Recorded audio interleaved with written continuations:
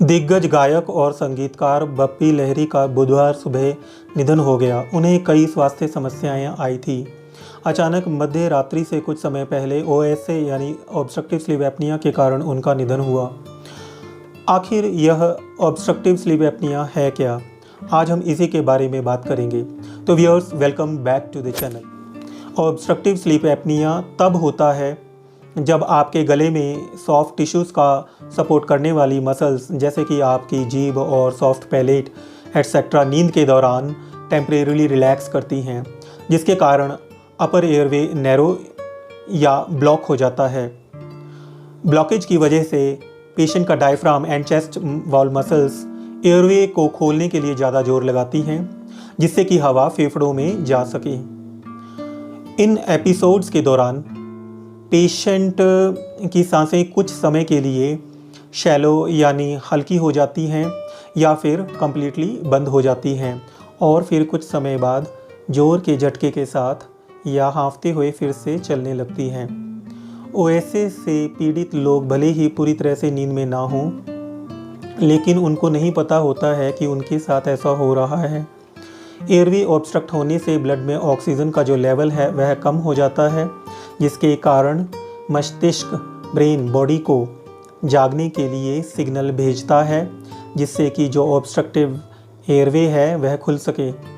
गहरी नींद से ऐसा जागना पेशेंट के ध्यान में आमतौर पर नहीं आता है और हर रात ऐसा लगभग 30 बार तक बार बार हो सकता है। तो व्यूअर्स, अब बात करते हैं आखिर ऑब्स्ट्रक्टिव स्लीप एपनिया के कारण क्या हैं। वयस्कों में ऑब्स्ट्रक्टिव स्लीप एपनिया ज़्यादातर मोटापे के कारण होता है। ओबेसिटी के सिवा swollen tonsils and other health problems जैसे कि एंडोक्राइन डिसऑर्डर्स जैसे कि हार्ट फेलियर एट्सेट्रा भी ओएसए कर सकते हैं। तो व्यूअर्स, अब बात करते हैं ऑब्स्ट्रक्टिव स्लीप एपनिया के लक्षणों यानी साइंस एंड सिम्टम्स के बारे में। जोर से खर्राटे लेना और दिन में बहुत ज़्यादा नींद आना स्लीप एपनिया के सबसे आम लक्षणों में से एक है। नींद के दौरान रुकी हुई सांसों के देखे हुए एपिसोड्स, मतलब कि आपके आसपास जो लोग हैं वो देखते हैं कि आप नींद में हैं और आपकी सांसें कुछ समय के लिए रुकती हैं। हाँफने या घुटन के साथ अचानक जागना, ड्राई माउथ या गले में खराश के साथ जागना, सुबह का सिर दर्द होना, दिन के दौरान कंसंट्रेट करने में कठिनाई होना, मनोदशा में बदलाव जैसे कि अवसाद या चिड़चिड़ापन, इंग्लिश में कहो तो मूड चेंजेस जैसे कि डिप्रेशन, इरिटेबिलिटी होना, हाई ब्लड प्रेशर होना, डिक्रीज लिबिडो होना मतलब कामेच्छा में कमी होना। तो व्यूअर्स, अब बात करते हैं हम स्लीप एपनिया के इलाज के बारे में। ऑब्स्ट्रक्टिव स्लीप एपनिया के लिए ट्रीटमेंट्स अवेलेबल हैं। कॉमन ट्रीटमेंट्स में एक डिवाइस यानी कि उपकरण है जो एयरवे में पॉजिटिव प्रेशर मेंटेन रखता है, जिससे यह इंश्योर यानी सुनिश्चित हो जाता है कि सोते हुए सांस की नाली ऑब्स्ट्रक्ट यानी बाधित ना हो। नींद के दौरान आपके निचले जबड़े को आगे बढ़ाने के लिए डॉक्टर माउथपीस का भी इस्तेमाल करते हैं।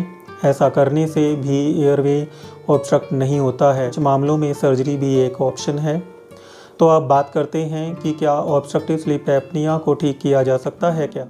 हालांकि continuous positive airway pressure therapy मतलब सीपैप और कई अन्य ओरल डिवाइसेस का उपयोग व्यक्ति को आसानी से सांस लेने में मदद करने के लिए किया जाता है, पर एक बात जान लीजिए, यह इलाज नहीं है। स्लीप एपनिया को ठीक करने का सबसे अच्छा तरीका है कि आप अपना वज़न कम करें ताकि सोते समय व्यक्ति ठीक से सांस ले सके। तो अब बात करते हैं कि क्या ऑब्स्ट्रक्टिव स्लीप एपनिया जीवन के लिए खतरा है। हाँ, ऑब्स्ट्रक्टिव स्लीप एपनिया जीवन के लिए खतरा है। Obstructive sleep apnoea high blood pressure, diabetes, heart disease जैसी पुरानी बीमारियों को ट्रिगर कर सकता है। विशेषज्ञों ने स्लीप एपनिया को किसी व्यक्ति की लाइफ एक्सपेक्टेंसी से भी जोड़ा है और कहा है कि यह एक दूसरे के इन्वर्सली प्रोपोर्शनल हैं, मतलब कि संबंधित हैं, मतलब कि जिसको ऑब्स्ट्रक्टिव स्लीप एपनिया है उसकी उम्र कम होगी। स्लीप एपनिया का इलाज ना किए जाने पर मौत का खतरा बढ़ जाता है। अध्ययनों से पता चला है कि यह व्यक्ति की लंबी उम्र को कई वर्षों तक कम कर देता है। एक रिपोर्ट के अनुसार यदि ट्रीटमेंट नहीं दिया जाता है तो ऑब्स्ट्रक्टिव स्लीप एपनिया आपके जीवन को 12 से 15 साल तक छोटा कर सकता है। तो व्यूअर्स, कैसी लगी ये जानकारी? यदि अच्छी लगी तो वीडियो को लाइक, शेयर, कमेंट करें और हाँ, चैनल को सब्सक्राइब नहीं किया है तो सब्सक्राइब करें। मिलते हैं अगले वीडियो में। जय